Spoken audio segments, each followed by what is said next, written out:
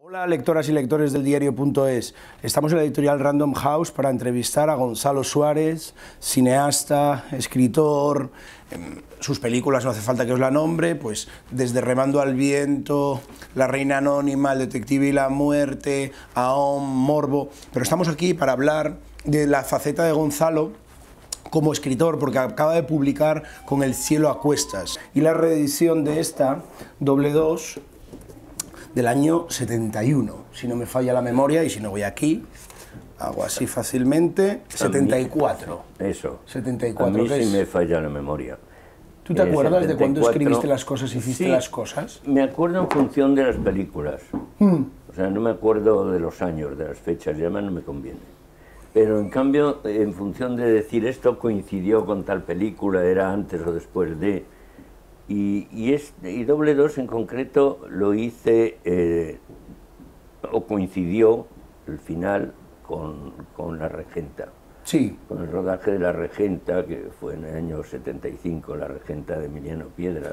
¿Te quedaste contento primera. con La regenta? En aquel entonces yo era muy radical y me parecía que era demasiado ortodoxo, era un cine ortodoxo. Venía de hacer pues Ditirambo, Fausto, Ahom, películas absolutamente iconoclastas y luego también, por otro lado, había hecho una película comercial y eso en aquel momento era todo lo contrario de lo que pasa ahora. Tenía la sospecha de haber hecho algo malo. Una película comercial era sinónima, o por lo menos sospechosa. Sí, y estaba avergonzado porque tuvo mucho éxito, Morbo. Sí. Y en esa medida pues era muy cauto, pero sin embargo La regenta es una película que en la memoria puedo recuperar y por lo que me dicen los que la han vuelto a ver, porque yo no vuelvo a ver las películas ni a leer mis libros, pues está bien y no me extraña. La fotografía de Luis Cuadrado, Sí. Ha tenido una ambientación, una dirección artística estupenda y un reparto que estaba muy bien y bueno, y un rodaje. Realmente ahora no me importaría hacer La regenta, en su día también me avergoncé de hacer un cine clásico. No estaría mal, yo la vi hace muy poco, la reví hace muy poco, aguanta el tiempo y no estaría mal que te remaqueases a ti mismo cómo sería La regenta en el año 30 años o 40 después. Bueno, en cierto sentido lo he hecho haciendo Oviedo Express. Sí. Porque Sí. Oviedo Express es una alusión continua y un juego con La regenta. Es cierto. Esa película me gusta mucho porque es una mezcla de humor y, Sí. bueno, y de drama, y en fin, es una historia entretejida y con personajes, vamos, muy coral y me gusta mucho Oviedo Express. ¿Qué le debes, yo soy de Oviedo, qué le debes a Clarín? Bueno, pues ya ves, ahora le debo no sé a cuánto Porque está, me acordé de él también. no sé a cuánto está el kilo, pero le debo 2, por lo menos. Lo que pasa es que también es verdad, y he de confesarlo, a mí La regenta fue la primera película en la que no participé prácticamente en el guión. Sí, con Emiliano empezamos a arrancar páginas y y yo intercalé algunas secuencias de humor para contrarrestar los aspectos melodramáticos que me gustaban menos. Pero, aún así todo, la obra de Clarín, obviamente, podemos contar aquí el chiste de la cabra por enésima vez, ¿no? La cabra que sí, se está comiendo una película y dice, el libro me gustaba más. Pues a mí también, el libro me gustaba más y un libro así es muy difícil. Quizá en la serie han podido abordarlo más extensamente, ¿no? Y todo eso. Sí, podría volverlo a hacer, La regenta, pero hay que tener en cuenta que en mi idiosincrasia, en mi idiosincrasia, renuncié a hacer La colmena en su momento. Después de trabajar con Divil 2 años, consideré que tampoco era un cine que me representaba. Tardé 5 años en hacer Epílogo, que en cambio sí, ya era algo que encauzaba por el lado del cine que quería hacer de mayor. ¿Qué cine te representa? De tus películas, ¿cuál dirías, o cuáles dirías, que te Yo representan. creo que hago un cine que en principio no es mimético, o sea, trato de no hacer lo que otros hacen mejor y bien, ¿no? Ya. Por ejemplo, la propia Colmena la hizo Mario Camus. Es verdad, sí. Y la hizo muy bien, Sí. y tuvo mucho éxito. Pero yo no la veía, para mí la veía superflua porque no era una búsqueda, y en principio estaba demasiado enclavada en un cine español, y tampoco sinceramente, Camilo José Cela era de mis preferidos. O sea que, en cualquier caso, mira por dónde, renuncié a la Colmena y hoy en día pues la hubiera lidiado con ella. Era una buena película. Bueno, hemos hablado de estos antecedentes penales. Sí, a ver, Claro, yo iba a terminar el cine, empezamos por el cine, pero bueno, vamos a pasar a hablar de lo que en principio veníamos a hablar aquí un ratín, que es con El cielo a cuestas. ¿Quién es Massani? Bueno, ¿Cómo te surge Massani? Este es un personaje que surgió con la primera, esa novela de la que no he podido desembarazarme porque es muy gorda, pero que escribí al volver a Barcelona desde París, y que, por fortuna, siempre lo digo, rechazó la censura, y además la rechazó íntegramente. Y me hizo un favor, porque después ese libro no me gustó, era demasiado naturalista, y una vez más yo quería ya emprender, no una vez más, sino eran mis inicios, quería buscar otra forma de escribir. De hecho, lo que escribí después fue De cuerpo presente. Sí. A diferencia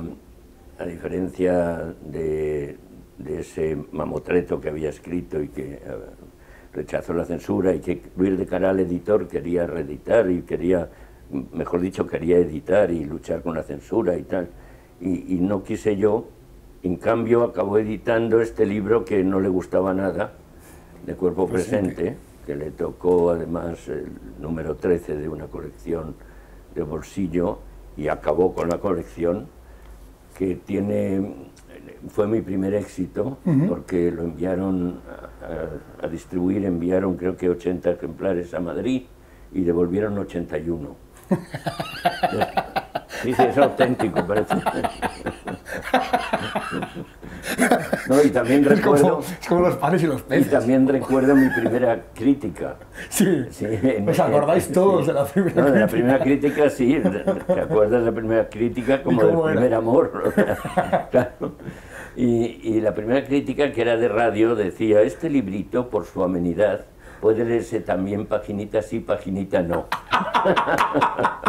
El otro día me decía Cuerda que recordaba la primera crítica de Total, que la escribió Ángel Fernández Santos, y era Total, nada. Oye, ¿qué echas de menos del siglo XX? Porque el siglo XX está aquí. Dios, qué susto me he llevado. Hay una cosa... Bueno, el siglo XX en realidad lo ha fagocitado Picasso. Es de los casos de hipnotismo extraordinario. Ha conseguido ser el hombre del siglo XX. Por otro lado, esto naturalmente en aspectos, digamos, artísticos, porque por otro lado es un siglo que quizá, como todos los siglos, cuando se acaban, el recuento es sangriento, feroz. Toda la historia en realidad es una historia de crímenes, y en ese aspecto y en ese momento París era, claro, era como el sueño para la cultura, para el arte, desde la perspectiva de la España franquista y todo esto, que era, claro, muy sórdida.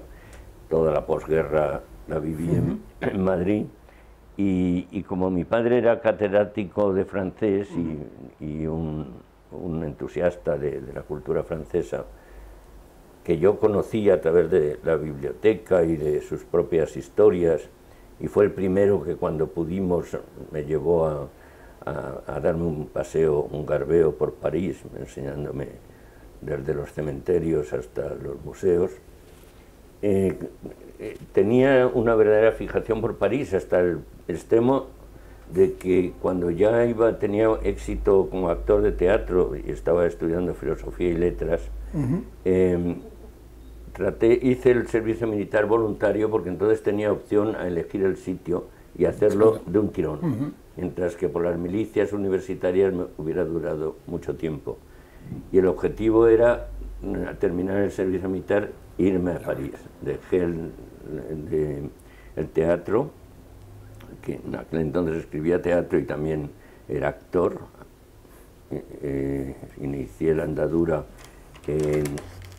en el Teatro María Guerrero, con El momento de tu vida de William Saroyan, donde también recuerdo que vi el Dalí, el Don Juan de Dalí, con su famoso discurso, ese en que se comparaba con Picasso y a través de una serie de comparaciones acababa diciendo Picasso es comunista, yo tampoco.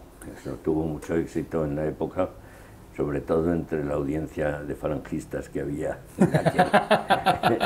en aquel teatro. Y yo me mareé, no me mareé, me desmayé. ¿En escena? No, en escena no. ¿Durante? Esto que estoy... Yo era espectador. Con Dalí, efectivamente, sí. No, en escena estuve en el Teatro María Guerrero con William Saroyan, ¿no? Y bueno, me recuerdo que me desmayé porque entonces era un niño, es decir, no sé, debía tener 10, 12 años posiblemente. Y había un cúmulo, estaba lleno, aquello estaba repleto de gente. Es una de las razones por las que no me gusta a mí las aglomeraciones de ninguna índole. Quizás ese reflejo infantil del desmayo por la aglomeración, ¿no? Sí, y por Dalí, seguro. Y por Dalí también. Hablas mucho de París, pero hablas también mucho, una cosa que llama la atención, de la muerte. También aparece reflejada varias veces, ¿no? ¿Te toca los huevos la muerte? ¿Qué te pasa con la muerte a esta edad? Claro. Bueno, como Woody Allen, querrías estar presente cuando no querría estar presente cuando esto ocurriese. Eso, no, ese día no puedo. Ese día paso. Pero no, en realidad la muerte, el leitmotiv de la muerte, como es una de las virtudes de la literatura, que ni se mata ni se muere de verdad. Yo soy un hombre de ficción y me encanta porque es la forma de protegerse de la vida a secas, ¿no? Bueno, de la vida a secas también te protege un buen vino. Eso está muy bien. Pero la muerte es más bien una herencia de la serie negra.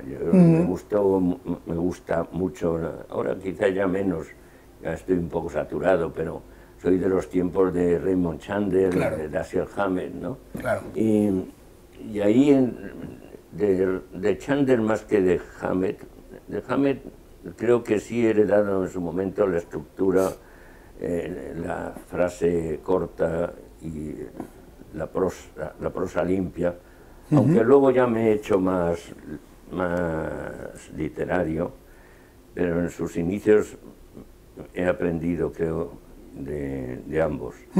Y de Raymond Chandler, el humor y desde luego en ambos está presente la muerte, como en toda la serie negra americana y no americana. Tu película, El detective y la muerte, ya la lleva implícita en el título, o sea, ya lo dices. Sí, Vive el cielo, que fue una película muy dura, sí, empezó ya con una muerte de un accidente, y etcétera, porque hacía, no sé si 20 grados bajo cero, pero como se rodaba de mar de noche... ¿Rodasteis en República Checa? ¿Fue? No, en Varsovia. Varsovia. Varsovia. También habla, bueno, arranca la novela arranca la acción con Massani viendo un travesti. Sí. Esa es la primera imagen. Normalmente, ¿cómo arrancas tú una novela? ¿Con una primera imagen? ¿Con el título? Esa imagen... ¿De dónde viene esa imagen? No la tenía prevista.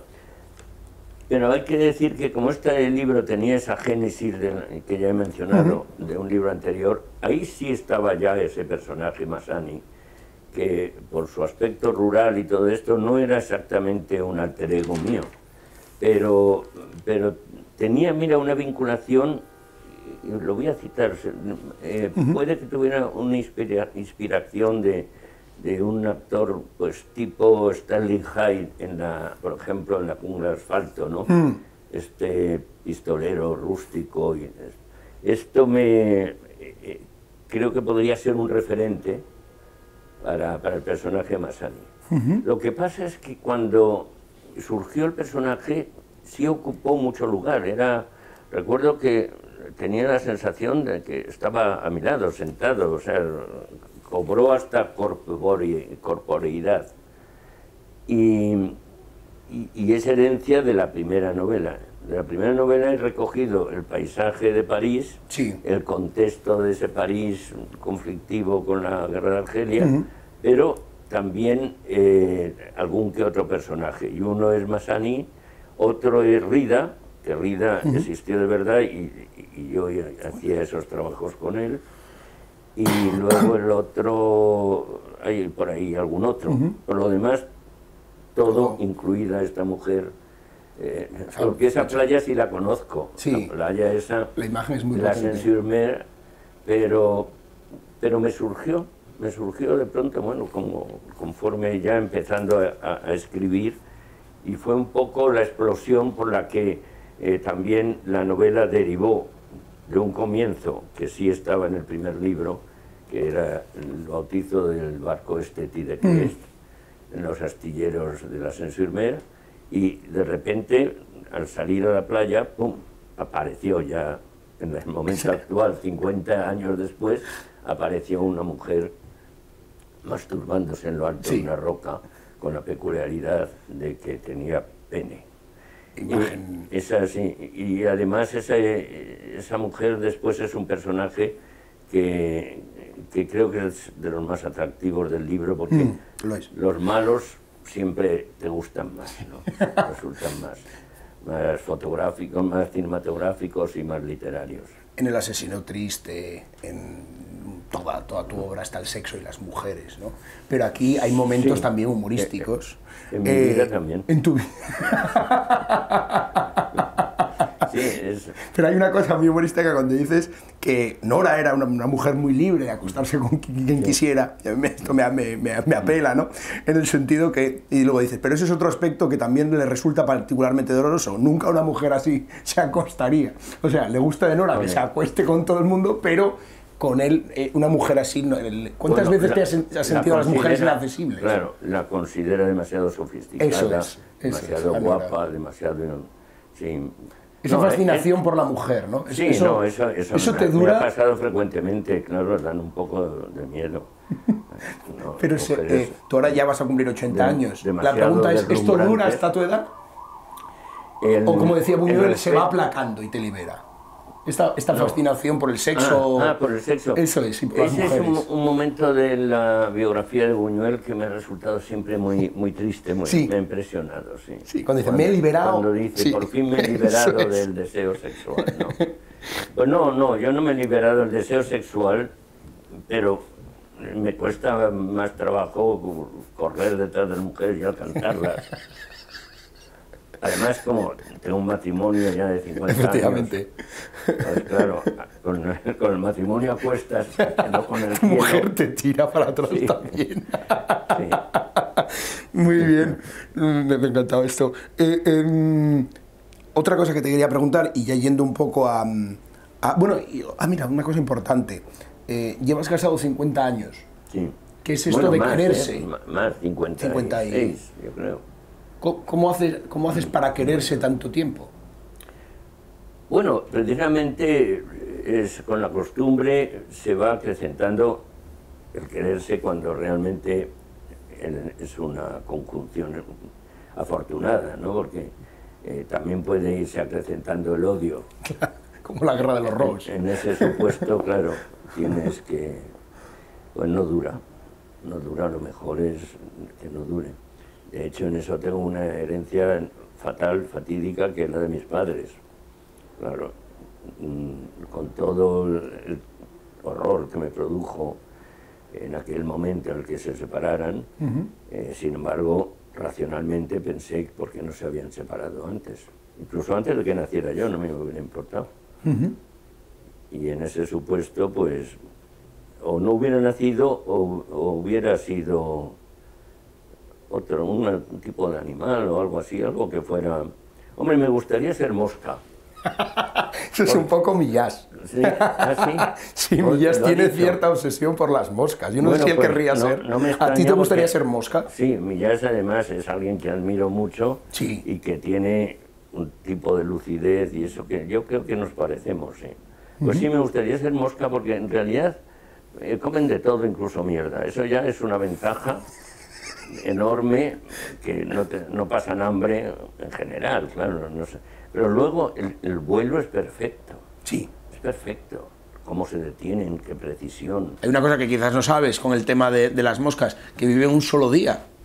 O sea, solo viven un día. ¿Ah, sí? Viven un solo día. Ah, bueno, esto pues quizás entonces... sería la única putada. Pero a lo mejor su sentido del tiempo, Ya. ese día, No, puede eso, ser como para es nosotros. relativo. Es que en realidad nosotros también vivimos un día. Vamos, vivimos menos, vivimos un instante. Esa es la... Pero bueno, pero como se reproduce el instante, pues más vale hoy por hoy que... No, lo de mosca, mira, esto ya me mosquea. Eso te mosquea. Todo el día me ha jodido esa idea. Doble 2. ¿Qué ha significado para ti recuperar esto, que es una novela también muy de su época? Yo siempre me acuerdo de Topaz, me acuerdo del cine de Hitchcock político, me acuerdo de J. Pakula, me acuerdo de muchas cosas. ¿Qué significa para ti Doble 2? De la Guerra Fría, de Eisenhower, que parece que estamos hablando de... Hombre, Doble 2 fue también un momento feliz. Fue una novela de encargo, Planeta, el planeta de Lara Padre, sí. En su día.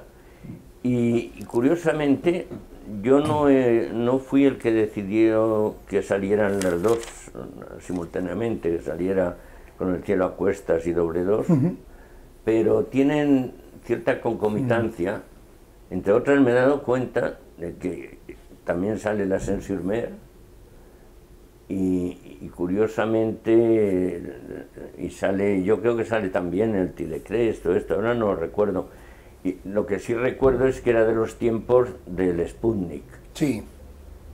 Y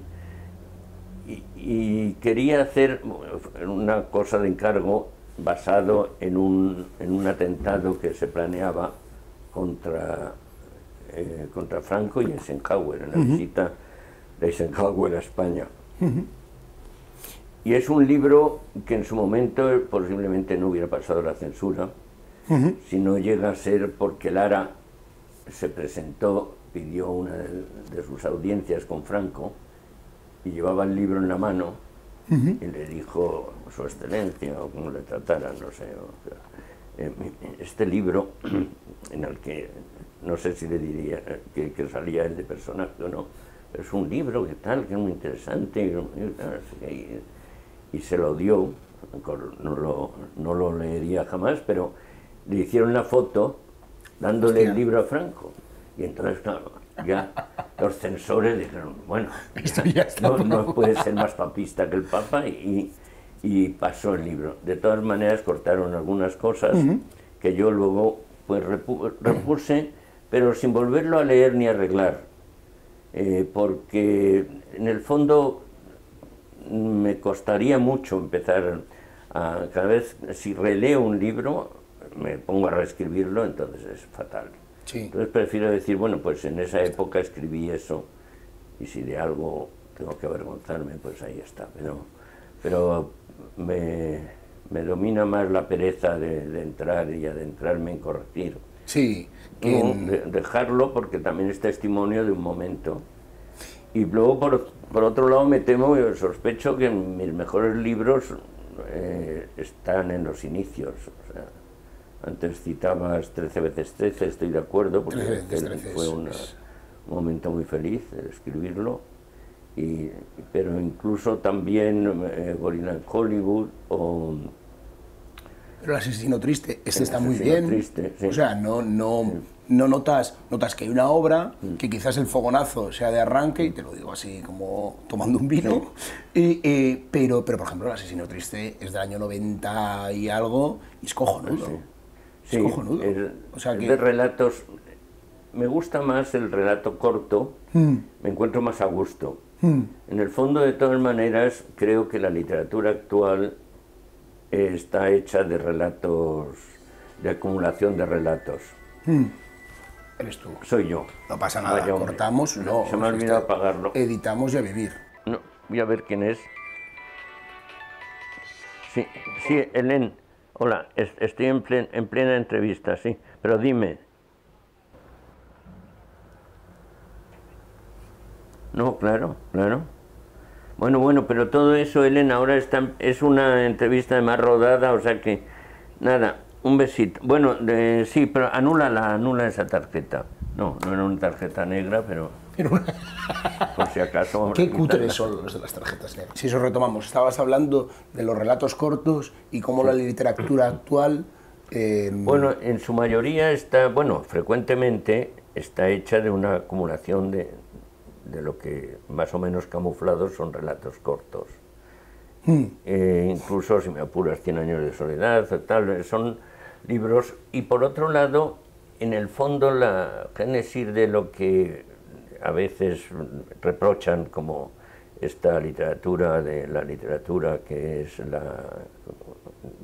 libro sobre el libro o sobre libros, yo quiero hacer recordar que data del Quijote. El Quijote es un libro hecho con inspiración, por cierto, de libros foráneos, no exactamente esto que dicen de que es un libro español por excelencia.